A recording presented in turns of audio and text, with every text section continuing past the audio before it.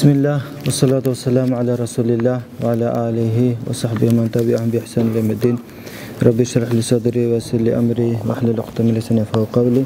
Assalamu alaykum, hurmatly cemaat. Bizden bugünkü temamız bu adal emgek boyunca.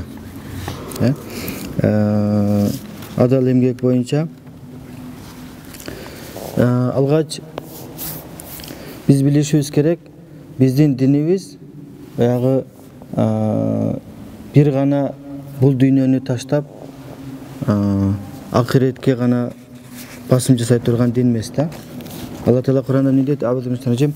"Ve la tensa nasibaka mined-dunya" dedi. Bul dünyadagi özüңдүн ülüşüңdü unutpagaның деген да. Ошондуктан Peygamber sallallahu aleyhi ve sellem'in жашоосун карасаңыздар, Peygamber sallallahu aleyhi ve sellem bir gana баягы мечиттен чыкпай эле отуруп алган жок да. Ал өзүнүн баягы пайгамбарлык вазифасын аткарды, үйдөгү жумуштарын аткарды, үйдө мисалы ошол күйөөлүк милдетин аткарды. Ошондуктан биз баягы Allah Teala Hristiyanlar jönünde ne deydi? Euzubillahimineşşeytanirracim. Ve rahbaniyetin ibteda'uha ma ketabnaha aleyhim deydi. Alar rahbaniya keçildikti oylup tavıştı deydi da. Keçildik bidatın jaratıştı deydi. Özleri oylup taptı. Ma ketabnaha aleyhim deydi. Biz alardan Hristiyanlardan andaydı talap kılgan mesbiz deydi da. Akıl bu. Oşonduktan İslam dini bir gana bayağı 24 saat ibadat menen çektelbestен эмгек кылууга үгүттөйт. Ошо анан эмгек кылганда мисалы ар ким ар түрлүү кылат да. Ошондуктан биз эмгек кылганда мүмкүн болушунча адал эмгекке маани беришибиз керек да. Allah Teala Kur'an'da ne deydi? Euzubillahimineşşeytanirracim. Müslümandardын sıfatını sıfattap jatıp aytat. Yadribuna fil ardi yabtaguna min fadlillah ve akharun yuqatiluna fi sabilillah. Баягы эмгек кылгандарды Алла жолунда согуш кылгандар менен bir ayatта келтирди да. Анан муфассирлердин баягы bir маселени, эки маселени bir контекстте bir ayatта келтиргенге муфассирлер, тафсир алымдары аябай маани беришет да. Экөөү өтө маанилүү болгондуктан экөөнү bir ayatта келтирди Алла Таала. Ошондуктан биз эмгек кылышыбыз керек. Анан эмгек кылганда кандай? Адал эмгек кылышыбыз керек. Арам аралаштырбай. Пейгамбер саллаллаху алейхи ва саллям не дейт? Ма акала ахадун тааман хайран мин ан якула мин амали ядихи дейт. Ва инна набияллах Дауд алейхиссалам кан якул мин амали ядихи дейт. Равахи Бухари. Ошол адамдардын арасынан эң баягы адал таза тамак жеген киши бул эмне? Өзүнүн кол эмгегинен, өзүнүн пешене теринен таап жеген бул эң жакшы дейт. Жана Алланын элчиси Дауд алейхиссалам дайыма өзүнүн эмгеги менен акча таап ошодон жеген да. Башка бирөөлөрдөн тилемчилик кылган эмес, мисалы. Ошондой эле мисалы Иса алейхиссалам жөнүндө бир риваят келет дейт. İsa peygamber bir kişini görüp soraптыр, "Ne kılasың?" депти да. Дегенде мен ошол ибадат кылам дейт. Алла Таалага ибадат кылам. Дайыма ибадаттамын дейт да. Дегенде анда сага сени ким багат деди да. Дегенде менин ошол бир тууганым багат деди. Бул өзү ошол ибадатка бөлүнгөн, вактысын баарын ибадатка сарптайт, анын аркы тууганы аны бир тууганы багат. Дегенде İsa алейхиссалам не дейт? Ал ошол наркы бир тууганы дыйканчылык кылбаны багат экен да. Кала ахука а'бад лиллахи минк дейт. Сенин мына бир тууганың сага караганда Алла Таалага көбүрөөк ибадат кылат дейт. Көрдүңүздөр? Эмгек эгер адал эмгек болсо, адамдын кылган эмгеги адал болсо, бул дагы ибадаттын ордун басат. Бирок баягыда парыздарды эме кылбаш керек, калтырбаш керек. Айрыкча 5 маал намаздарды калтырбаса, ал деле сооп амал.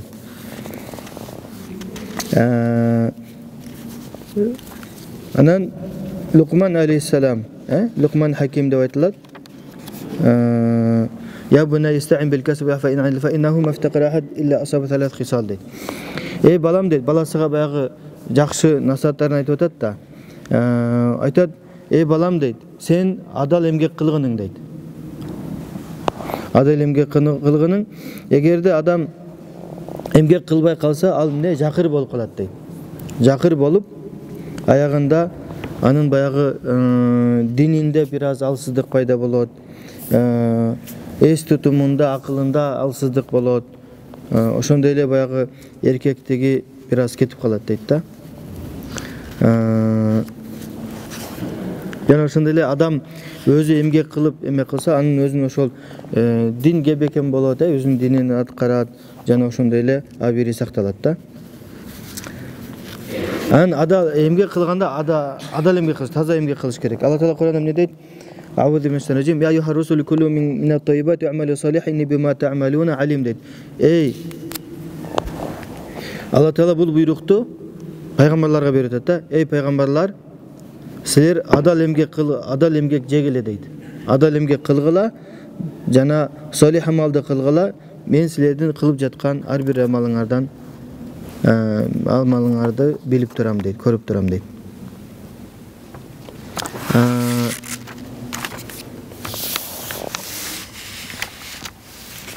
Yana oşonda ele Allah Teala ne deydi?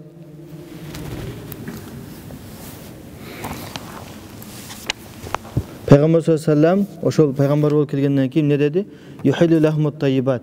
Oşol adal nerselerdi Allah Teala oşol peygamber sallallahu aleyhi ve sellem arkılуу bizge taza nerselerdi adal kıldı dagın, jaman nerselerdi aram kıldı.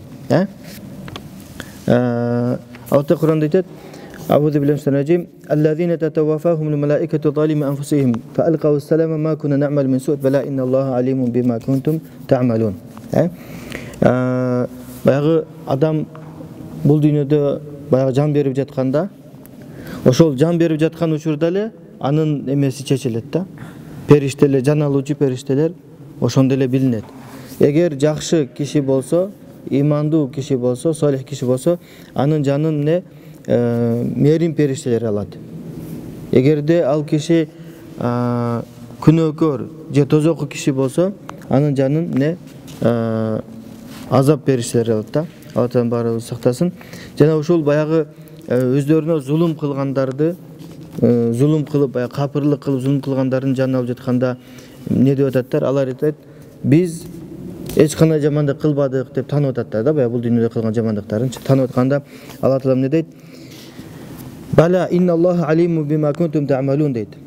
Yok deydi, elbette Allah Teala sizlerin her bir kılıp jatkan amalыңарды bilgen deydi da.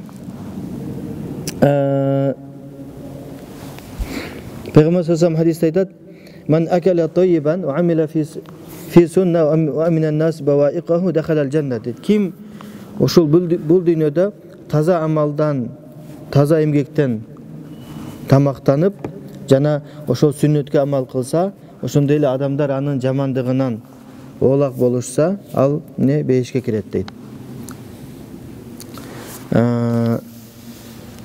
Peygamber sallallahu aleyhi ve sellem da aytadi: "Arba'un iza kunna fika fala aleyke ma fataka mined dunya" deydi. 4 sıfat var. Eğer de uşul 4 sıfat sende bolsa deydi, anda hiç nersege ökünbөгүнүң deydi. Birincisi hifzu amana. Eğer amanatka beken bolsoň deydi. Amanatka. Bul jerde amanat degende amanat söz var, amanat akça var, amanat sırlar var, bardyk amanat. Oşol bardyk uşul amanattарын barına beken bolsoň. Ekincisi sıdkı hadis, sözün tuğra bolsa, daima çındıkta süylösöň, jalgan süylöbösöň. Üçüncüsü ve husnul halika, adep ahlagың jakşı bolsa. Adep ahlagың jakşı bolsa, birölerge ziyan keltirbeseň. Ve iffatun fi ta'ma, jana oşonle jegen tamagың adal bolsa, başkaga ökünbөгүнүң deydi da. Oşonduktan biz uşul ne amanatka beken bolууга, çındıkta süylöөгө, jakşı kuluk münözde bolууга jana adaldan tamaktanууга ötö beken boluşubuz kerek. Peygamber sallallahu aleyhi ve sellem hadiste ne deydi? La tazula qadam ibn hatta yusal an arba deydi. Adam balası, her bir adam 4 nerseden soralmayınca ordundan jılbayt deydi. Oşonun içinde neni soraydı? An malihi min ayne iktesebehu ve fima anfaqahu deydi.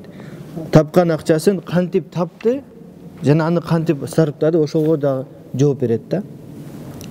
Biz misalı kıyamattın belgilerinden bul adam balası akça табуу менен алек болот дагын, ал акча каяктан келип жатат, ага маани бербей калат да. Бул кıyamattın белгилери. Ошондуктан биз эмне ошол тапкан акчабыз адал болушуна маани беришибиз керек. Адал маселесинде, мисалы адал тамактанууда адамдар баягы адал тамакка аябай маани беришет. Акыркы учурда маани берип калышты, бул жакшы. Жакшы көрүнүш, мисалы курамына карайт, арам аралашпаганбы, баягы бизде азыр халасанда дай өнүгүп атат да неме кылып. Бирок ошол баягы азыктардын ичинде курамындагы адал арамга маани бергендей, өзүнүн кирешеси, ошол кирешесинин ар бир операциясыны мындай эмеден өткөрбөй жатат кээ бир адамдарчы. Маани бербейт да. Акча тапса эле болду. Акчаны арам адалдан аралаштырып табат дагы, анан кийин баягыдай азык-түлүктүн адалын издейт да. Адам баласы эгерде мисалы дастаркондогу буюмуңдун баары, азык-түлүктүн баары адал болуп, бирок тапканың арам болсо, анда жегениң арам болот. Биз ошону түшүнөйлү да. Кээ биркилер ойлойт экен, дастаркондо арак болбосо, вино болбосо, чочкон эти болбосо, болду. Жегени адал. Жок, адалдан же дегени тапканың да адал болуш керек да. Акылбы? Мисалы эмгек кылганда, мисалы биз эмгек кылгыла, мындай мээнет кылгыла, пешенеттер менен акча тапкыла деп атабыз. Бирок ошол эле учурда карасаңыз, адал эмгекти кээ биркилер арам аралаштырып алат да. Мисалы сода сатып кылганда, мисалы телефон сатса 10 миңге сатып алган да муну. Анан башка бирөөгө 15 миңге сатам дейт. Десе анан наркы келип 14-кө бериңиз десе, анда мага пайда калбай калат дейт да. Сен мисалы мага пайда калбай калат деп жалган айтып атасың да. Адал эмгекке арам аралаштырып атасың. Ошондой эле мисалы адал азык-түлүктөр менен, адал буюмдар менен соода сатык кылат, бизнес кылат, бирок документти алдайт. Мисалы таможняда алдайт, декларацияда алдайт, налогтон алдайт. Баягы бизде карапайым элде, баягы карапайым деле эмес, элдин арасында баягы немеде баягы бухгалтерияны экиге бөлүшөт го, ак кара деп баягы таза эмес аралаштырып мисалы. Булар баары баягы арам аралашкан да. Биз мына ушул мисалы кайсы мамлекетте жашабайлы, Кыргызстан болобу, башка мамлекет болобу, кайсы мамлекетте жашабайлы, ошол мамлекеттин мыйзамдарын сыйлашыбыз керек. Эч качан ислам дини мыйзам бузууга чакырбайт. Ошону жакшы билели да биз. Ошондуктан биз ошол тапкан акчабыз адалбы, адал эмеспи, ошону үйрөнүшүбүз керек да. Анан муну билиш үчүн баягы илим парыз деп атпайбыз, илим алуу парыз. Ошондо соода сатыкка кирүүчү киши базарга кирерден алдын, соодан баштадан алдын соода сатык китебин бир устаздын астында толук окуганга милдеттүү. Фарды айн болот. Фарды кифая эмес. Бизде парызды экиге бөлөттөр да. Фарды айн бул ар бир мусулманга парыз болот. Мисалы намаз окуу ар бир мусулман, балагатка жеткен мусулманга парыз, фарды айн ар бири. Мисалы мен окуп койсом, башкалардын мойнунан түшүп калбайт. Мисалы мен окуп койсом, менин бир тууган, мисалы инелерим же байкелерим окуй койт деген түшүнүк жок да. Фарды кифая бул ошол парызды жетиштүү, жетишерлик бир сандагы кишилер аткарса, анда башкалардын мойнунан сакыт болот, түшүрүлөт. Алар талап кылынбайт. Мисалы көбүнчө буга маркумду узатуу, маркумду жерге берүү мисал келтирилет да. Эгер мисалы мына биз жашаган жерде, Бишкекте бирөө каза болуп калып, эч ким билбей кароосуз калып кетсе, анда Бишкек элинин баары күнөөкөр болот. Себеби тирүү жан мусулман болобу, мусулман эмес болобу, ал баары жерге берилиш керек. Түшүнүктүбү? Эгерде ошону мисалы жетиштүү сандагы кишилер аны аткарып жерге берип койсо, анда эч ким күнөөкөр болбойт. Ошону түшүнүк да. Ал эми баягы фарды айн дегенде баягы соода сатык маселесин, мисалы соода сатык боюнча базарга кирден алдың, соодан баштардан алдың, ошол киши окуганга милдеттүү да. Анан учур болуп калганда сурайым деген бул туура эмес. Сен сурадан алдың, билишиң керек да, эмнени сурайсың мисалы да. Сенде ал жөнүндө толук идея болбогондон кийин, толук мындай сүрөт болбогондон кийин эмнени сурайсың? Сурооң деле аз эле болот да.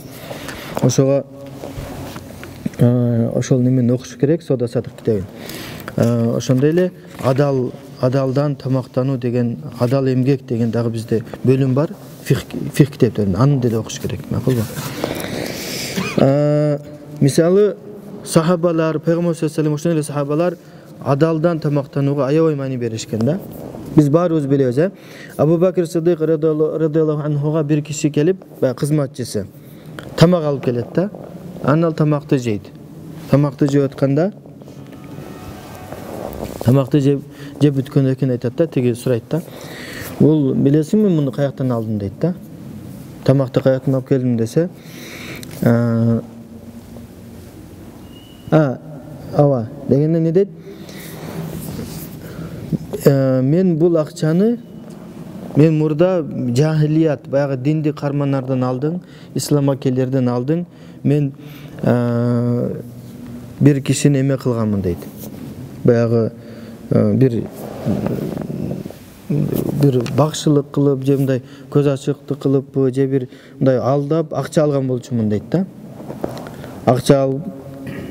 Алдап акча алган болчумун. Анан кийин ошол акчаны карыз кылып койгондон кийин ал мага берди дейт да, баягы кишичи. Анан ошол акчага мен мына тамакты алдым дейт. Дегенде Абу Бакр Сиддик колун оозуна салып, бир тамакты кусуп салат да. Анан айтат, эгерде ушул жеген лукма, жеген тамагым жаным менен кошо чыга турган болсо, жанымды дагы suurуп алмакмын дейт да. Биз дагы ошондой бекем болушубуз керек да, адал, айрыкча адал тамаккачы, адал эмгекке. Анан не дейт? Аллахым дейт, мен баягыны кустум дейт, чыгардым арам тамактычы, бирок баягы буга чейин жеп алып кан тамырга аралашып, ичеге кирип кеткендерди мен чыгара албайт экенмин, мени кечириңиз дейт да. Сахабалар ошондой бекем болушкан динге. Биз ошону үйрөнүшүбүз керек да. Ошондой эле Умар радыйаллаху анху бир жолу ага бир сүт алып келип беришет да. Ал сүттү ичип аябай жактырат, даамдуу экен деп. Анан баягы бул каяктагы сүт деп сураганда, бул ошол баягы зекетке чогулган төөлөрдүн сүтү экен да. Зекетке келген, баягы бюджетке келди, зекет деп. Аны кайра бөлүштүрүш керек да, муктаждаргачы, зекетке татыктуу адамдарга. Анан ошону укканда эмне кылды? Ал дагы колун салып туруп оозуна кусту да.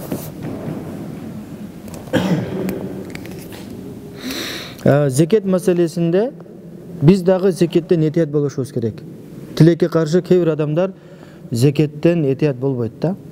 Зекетке ким акылуу? Зекетке акылуу эки түрлүү. Бизде мискин, анан факир деп бөлүнөт. Мискин аза матраба.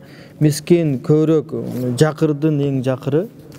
Араб тилинен которгондо мискин бул биздин ошо Ханафи алымдарынын чечмелөөсү боюнча бул баягы жегенге тамагы калбай, баягы топурак жегенге чейин барган кишини мискин деп айтат да. Эч нерсе тамагы жок. Кедей бул акчасы бар, бирок кандай? Мисалы, бир күндө 3 маал тамак жесе, ошонун bir mal тамагы жок. Башкача айтканда, жума айдын аягында bir жума карызга жашайт да. Bir ayda misal 4 жума болсо, ай тапкан айлыгы 3 жумага жетет дагы, акыркы жума ал айлык карыз менен жашайт. Бул киши дагы кедей болот дагы, бул киши дагы зекет алса болот шариаттачы. Бирок кээ-биркилер зекет кандай десем, кээ-биркилер неме кылат да, муктаж эмес буюмдарды дагы карызга алып, мисалда кымбат машина алат, же карызга алып квартирага чыгат, мисал элитный квартираларга чыгат, мисалда 100 миң, 50 миң, 60 миң сомдук мисалы. Же карыз алып 15 миң, 20 миң долларга машина сатып алат. Алар зекет албайт. Себеби бул баягы карыз алат дегенибиз баягы bir жумалык азык түлүктү сатып алганга муктаж болгон киши, да?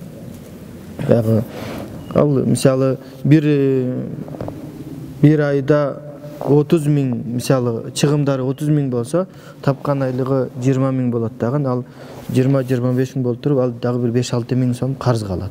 Ошол киши зекет алса болот.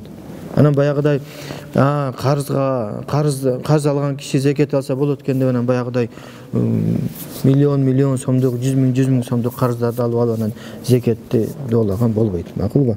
Биз этият болойлу. Зекет себеби зекет бул кедейлердин акысы. Зекетте Алланын акысы бар, ошондой эле кедейдин дагы акысы бар да.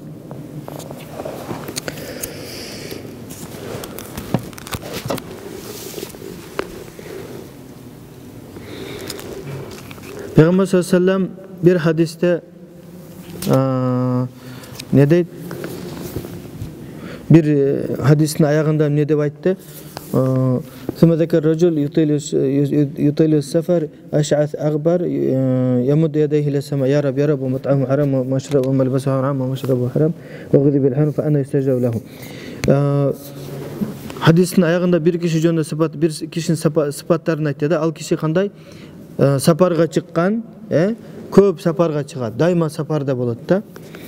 Ash'ath aghbar, çaçı жүдөгөн, çaң баскан, сапарда болгондон кийин дайыма эле мисалы таза жүрө албайт да, душка түшө албайт, мисалы кийимин алмаштыра албайт, кийимин жуу албайт дегендей. Жүдөп ошондой кыйналган да. Ошол киши колун көтөрүп Алла Таалага дуа кылат дейт да. Ey Allah'ım, ага ушундай бер Аллахым деп Алладан тилейт дейт. Дегенде Пейгамбер саллаллаху алейхи ва саллям айтат, анын жегени арам болсо, кийген кийими арам болсо, тамагы арам болсо, кантип анын дуасы кабыл болот дейт да. Себеби бул жерде айтканы сапарга чыгуу мусафирдин дуасы кабыл болот дейбиз, хадисте келген. Ошондой эле баягы аш'ат агбар баягы жүдөңкү болуп, баягыдай кыйналып, ошондой аябай өзүнүн баягы пендечилигин билдирип дуа кылганда, ошонун дуасы кабыл болосу күтүлөт да. Бирок ошол эле учурда эгер ошончолук баягы пендечилик кылып кылганы менен эгер тапкан азыгы, тапкан акчасы арам болсо, анын дуасы кабыл болбойт да. Биз ошондуктан намаз окуп атабыз. Бул намаз окуу, бул дагы дуа. Намаздан кийин дагы дуа кылып атабыз.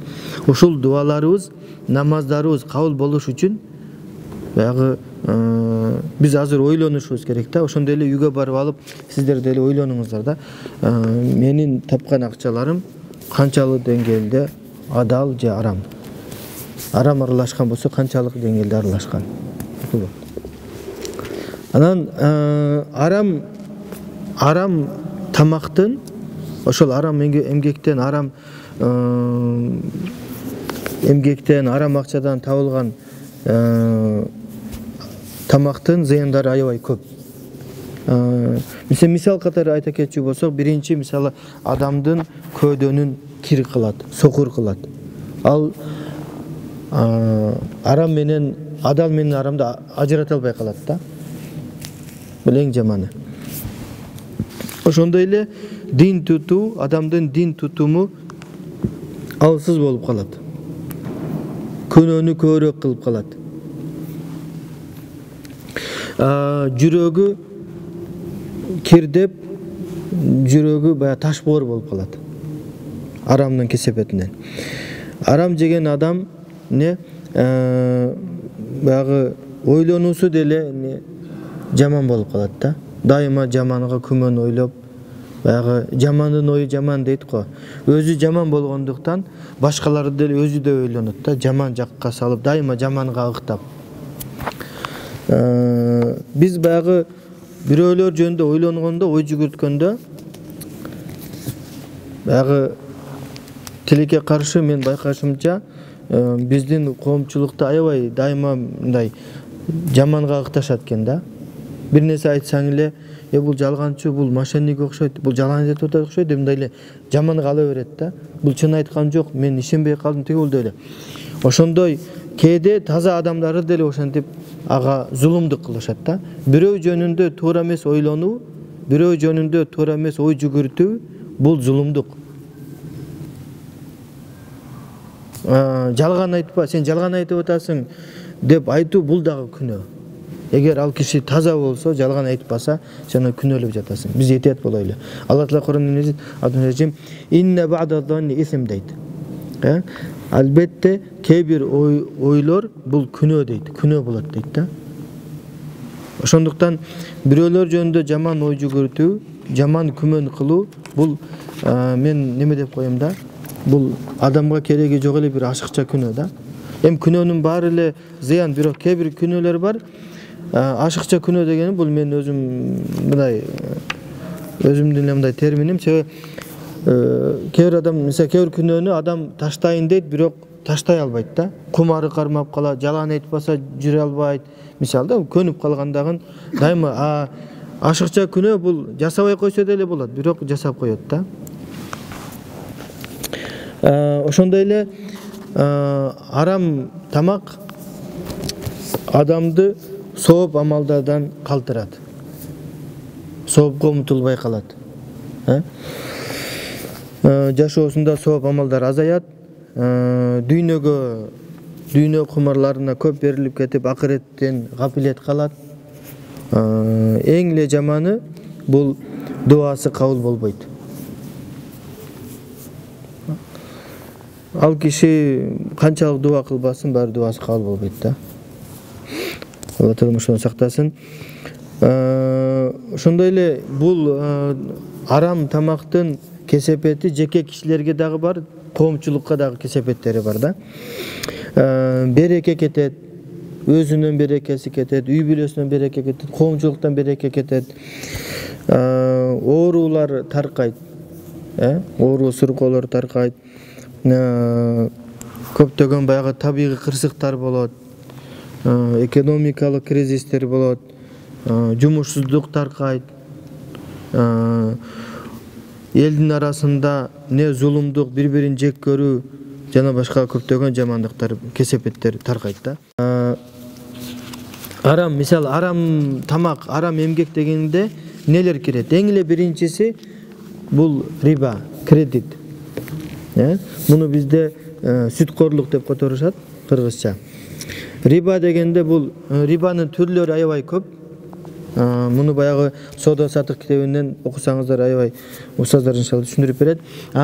Мисал катары айта кетчү болсок, кредитке эмне кирет? Эң эле традиционный баягы кылымдар бою адамзаттын жашоосунда уланып келген бул арам кесип, бул кредит.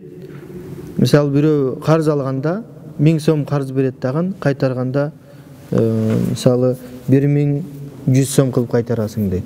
Же 1150 сомду кылып кайтарасың дейт. Мына ушул не кредиттин, рибанын эң жөнөкөй мисалы да. Алла Таала ушул рибаны арам кылганда мушриктер не деди?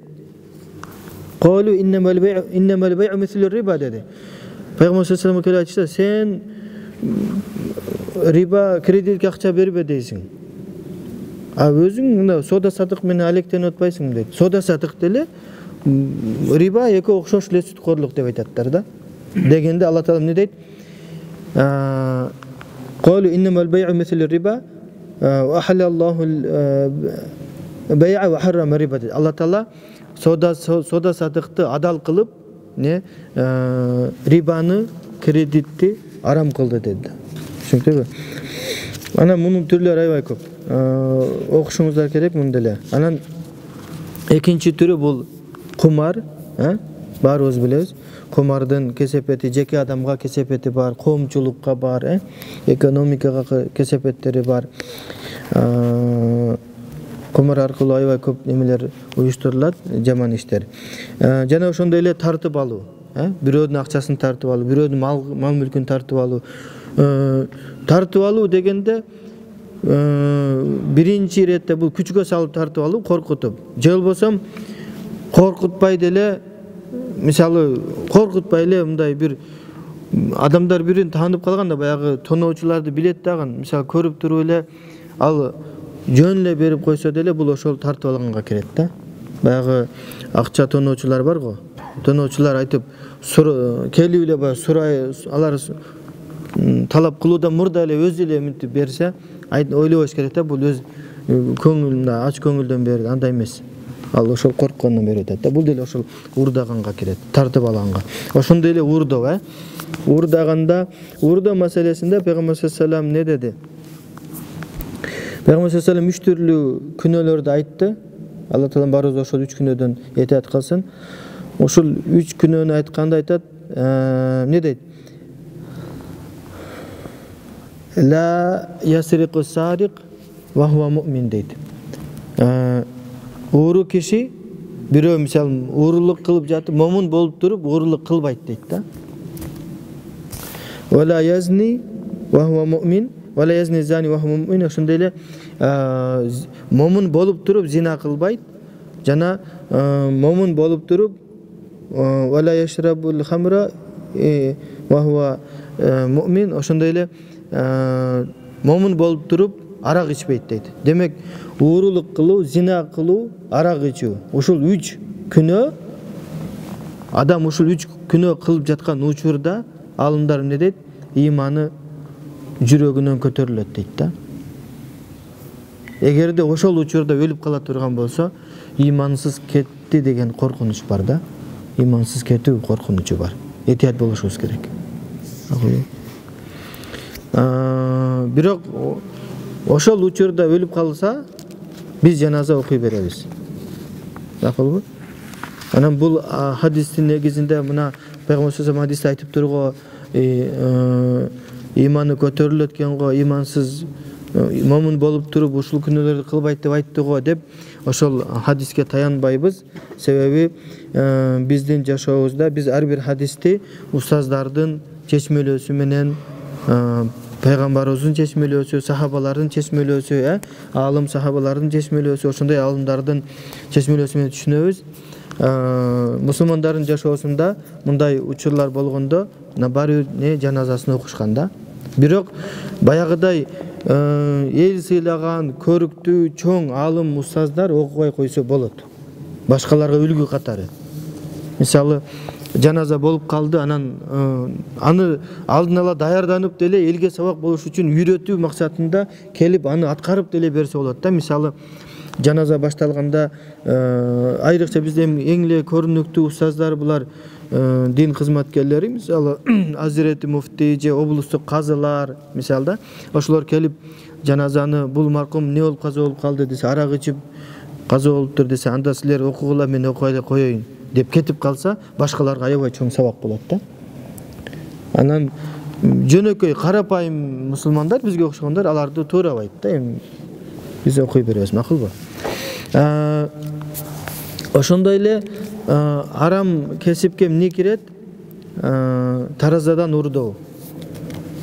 Таразадан урдоо маселесинде мен биздин коомчулукта эмнени байкадым? Биздин эл дайыма өзүнүн укугун толук алат да. Мисалы пешеходдон өтсө акырын өтөт. Кээ биркилер бар, пешеходдон өткөндү билбейт. Сен 60-та кетип атсаң, кадимкидей эле токтоп эле басып кете берет да. 60-тагы киши мисалы кантип токтосун мисалы да. Ошентип ошон үчүн жолдон өтүү эрежесин даже жада калса, мына иттер бар го, мына шаардагы иттер мен байкайм да, ошолор деле мындай карап машина токтогондо өтөт экен да.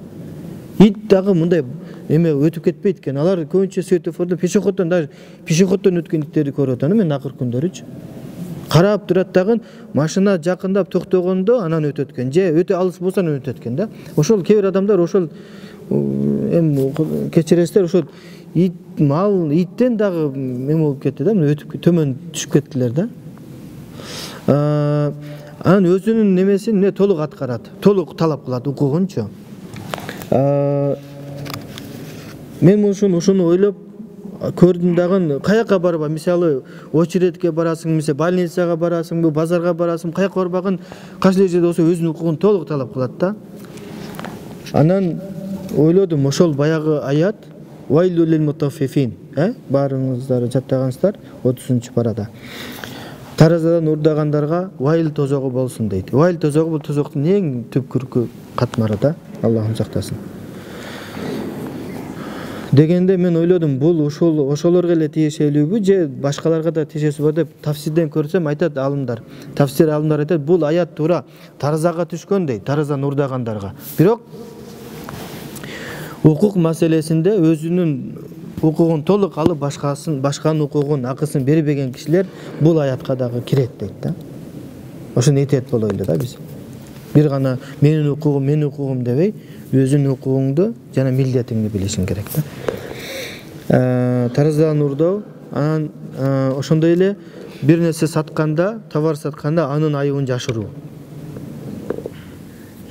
Айрыкча эгер ошол буюм, мисалы машина болсо, машинанын баасынын кымбат запчасы болсо, мотор, коробка, мисалы $500, $1000 бул аябай чоң болот да. Бул эгер ошондой өтө кымбат машинанын өзөгү, бир товардын өзөгү болгон нерсесин айыбын жашырган болсо, анда ал кайтарууга акысы бар да. Клиент, кардар. Ошондой эле адал кесипке арам кесипке эмне кирет? Бул баягы бакшылык кылуу, көз ачыктык кылуу. Көз ачыктык кылып, ошодон акча таап, биз ошодон этет болойлу, ошолордун тамагын жебегенге аракет кылайлы да. Ошондой эле жетимдердин акчасын жөө. Алла Таала Куранда эмне дейт? Инналлазина яакулуна амвалал ятама иннама яакулуна фи бутунихим нара ва саяслауна саира дейт. Жетимдердин акчасын жегендер дейт. Булар чындыгында өздөрү от жеп атат дейт. Тозок отун жеп ататтар дейт да. Мисалы жашоодо өлүм ар кимге ар кандай келет экен. Өлүм периштеси келгенде, өлүм келгенде адамды эме кылбайт, жашына карабайт, чоңбу кичинеби баарын алып кетет. Анан кээ бир учурларда ошол үй бүлөлүк эркектерди алып кеткенде балдары, жаш балдары жетим калат да. Ошол жетимдин байлыктары туугандардын кимисине берилген болсо, ал аманат. Кыямат күндө аябай анын эсеби оор болот. Жетимдин акчасын Алла Таалам аябай катуу эсепке алат да. Ошону этет болот. Ошондой эле жалган айтып, жалган касам айтып тапкан акчалар. Мисалы кээ биркилер жалган айтып, мисалы валлахи эми бизде ал жок, арабтарда бар. Ишендирүү үчүн валлахи дейт да, Аллага касам ичем. Валлахи мен мындай кылдым, валлахи мынчага сатып алдым деп жалган касам ичет. Бул да арам болуп калат. Жана башка аябай көп. Бул жөнүндө айтсак өтө эле узун болуп кетет. Анан Пайгамбар саллаллаху алейхи ва саллям не дейт? Адамдарга ушундай бир заман келет дейт. Адам баласы тапкан акчасы адалданбы, арамданбы ага маани бербей калат дейт да. Бул да кыяматтын белгилери. Ошо дагы бир риwayatта не дейт? Фа инна залик ла юстажабу лахум да'ва дейт. Ошол себептен алардын дуасы кабыл болбойт дейт. Эгер биздин тапканыбыз арам болсо, анда намаз окуп дуа кылганыбыздын эч кандай муктаждыгы жок, кажети жок да. Өзүбүздү кыйнаган болуп атабыз да, жөн элечи. Ошондуктан бардык арам иштерден алыс болушубуз керек.